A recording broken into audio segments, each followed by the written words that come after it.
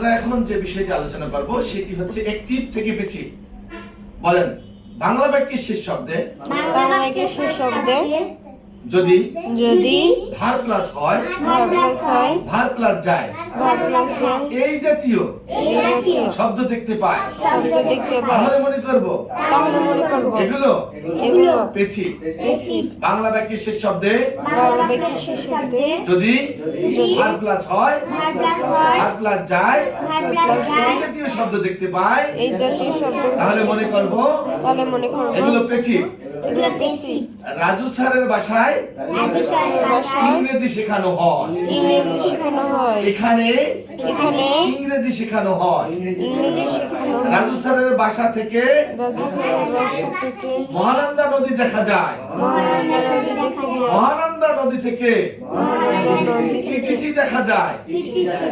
মহানন্দা নদীতে অনেক মাছ পাওয়া যায় মহানন্দা নদীতে অনেক মাছ ধরা হয়। চাঁপাইনবাবগঞ্জ থেকে অনেক আম রপ্তানি করা হয়। এখন তাহলে ভার প্লাস হয় বা ভার প্লাস যায় এই জাতীয় শব্দ যদি দেখতে পাই তাহলে সেটা প্যাসিভ। তাহলে এটার নিয়ম কি? নিয়ম হচ্ছে প্রথমে অবজেক্টকে করব সাবজেক্ট, তারপরে সাবজেক্টের পরে অক্সিলারি ভার্ব বসাবো। সেই অক্সিলারি ভার্বটা কি? সেটা হচ্ছে এতদিন আমরা বিভার অর্থাৎ হ ভার্ব শিখতে যে সমস্ত ভার্ব ব্যবহার করতাম সেগুলোই এখানে অক্সিলারি ভার্ব হিসেবে ব্যবহার করব। Am, is, are, be, was, were, been এগুলোই কি করব আমরা অক্সিলারি ভার্ব হিসেবে প্যাসিভে ব্যবহার করব। তারপরে আমরা সকল টেন্সে অর্থাৎ প্রেজেন্ট ইনডিফিনিট কন্টিনিউয়াস থেকে শুরু করে প্রেজেন্ট পারফেক্ট কন্টিনিউয়াস এবং প্রেজেন্ট ফিউচার যা আছে সব জায়গায় আমরা কি করব ভার্ব 3 বসাবো। তারপরে কি করব বাইযোগে অবজেক্ট করব। যদি দ্বারা দিয়ে মাধ্যম থাকে তাহলে বাইযোগে অবজেক্ট করব, আর যদি দ্বারা দিয়ে মাধ্যম উল্লেখ না থাকে তাহলে শুধু অবজেক্ট করব। তাহলে গঠনটা দাঁড়াইলো সাবজেক্ট কি করব অবজেক্ট, অবজেক্ট কি করব subject.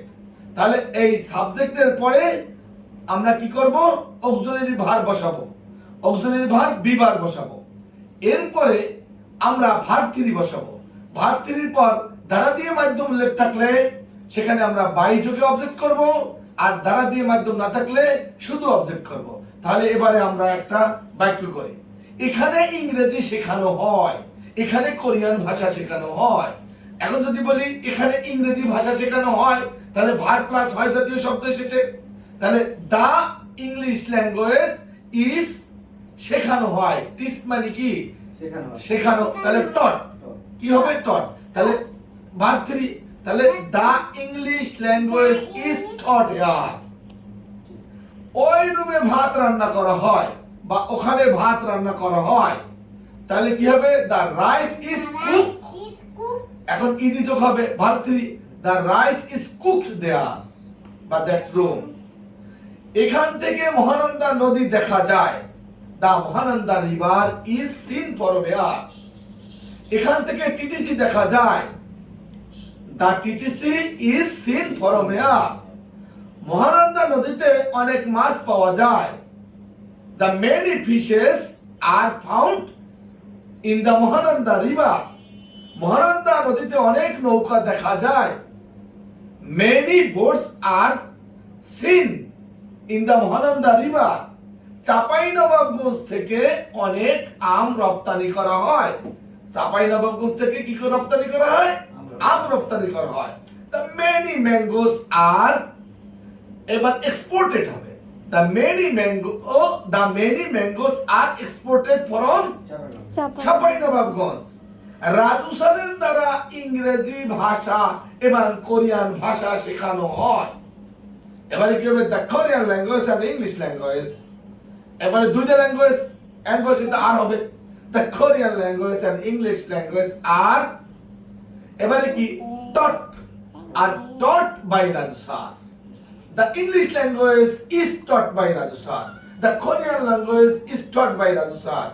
The English and Korean language are taught by Raju sir.